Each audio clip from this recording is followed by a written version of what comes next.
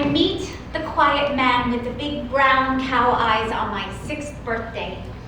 He brings me a Russian puppet from his recent travels. He plays trouble with me. He joins us for a picnic. I don't know that he's in love with my mom. I don't know that after 1 week my mom will say yes. Yes to getting married, yes to leaving Sydney, yes to starting a whole new life in the United States. I don't know my whole world is about to change. In my family, children are seen but not heard. The United States seems like an important place. But wait, Mama, why do we have to leave? Why can't he come here? He's a lawyer, my mom tells me. I have no idea what a lawyer is, but it's obviously something significant. Significant enough for us to depart. We board the ship in Sydney Harbor, and I instinctively know it's the last time I will see my Oma and Opa. Really see them, like the way they are now. My home, my heart. We live with my grandparents and my Uncle Richard, who tickles me mercilessly, and his model-looking girlfriend, Mal. I stand on the deck and I wave to them, to this warm, safe, noisy family who I love so much. I wave to Evelyn and Moya and Harvey and this large entourage that has come to see us off. We have a month-long journey ahead. This is not a glamorous cruise ship. We are on the most basic of ships. My mom is a struggling single mom. I'm not ready for this adventure, but I'm a child and I have no say in the matter. Suddenly, the ropes let go, the boat unmoors, the whistle blows, and we set sail. It's just me and Mom. She's all I have now. I cling to her with dear life. We are going from one side of the world to the other. And time, when you're little, is fluid. Memories are not yet finite or secure. Children live in the present much more so than adults. And these moments from this voyage are forever housed in my bones. Your baby tooth needs to come out, says Mom. She brings me to a room where a very old gentleman attaches a string to my mouth and then to a doorknob. Before my brain can make the necessary connection, he slams the door. Holy shite, blood everywhere. This is a crime scene. I want to be held, but Mama is very pragmatic. It's done, Daniela. Stop crying. The boat rocking furiously.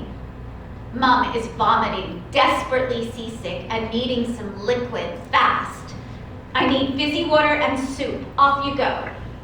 She's all I have to save her. I'm instructed to walk across the ship to the kitchen, and I am scared. Lights, chaos, people, big people. Off you go. I focus, and despite my overwhelming fear and the imbalance of the ship, I take one step at a time, and I find the kitchen. Mission is accomplished. And this, the most tangible of memories, waking up, having to pee so badly. I check above my bunk bed in our little closet of a room. Mom, I've got to pee. Mom? Wait, she's not here. Mom? Mom? She must be dead. My mom is overboard. I'm in my own 6-year-old horror film, my worst nightmare. I bang on the door, but no one hears me. And I have to pee. I grab the trash can and squat. I don't do a good job. Much of the pee ends up on me.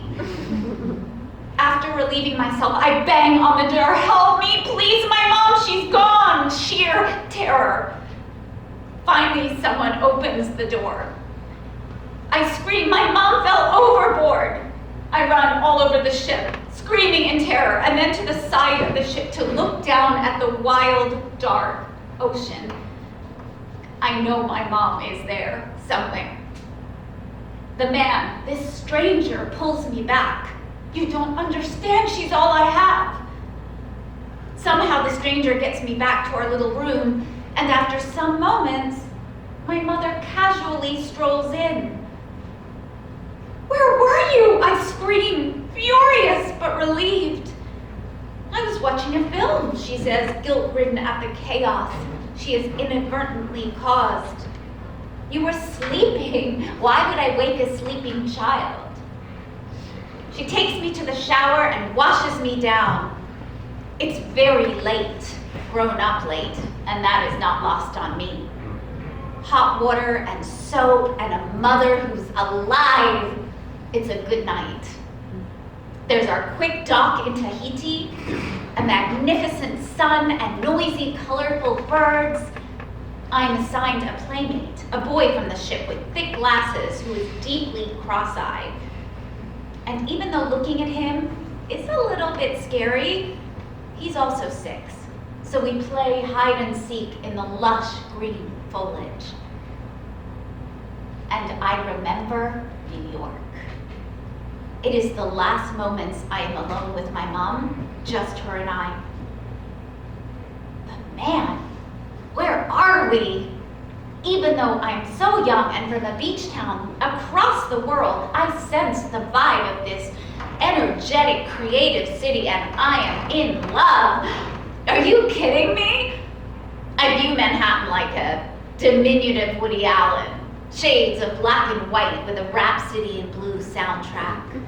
Noisy, pulsating, home. But psych, we are not home, not yet.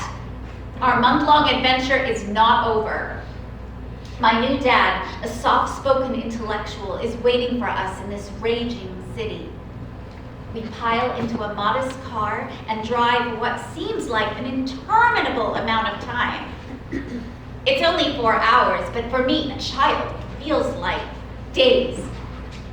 They turn on the radio, and all I hear is Watergate, blah, blah, blah, Nixon, blah, blah, blah, John Dean, John Ehrlichman, John Mitchell.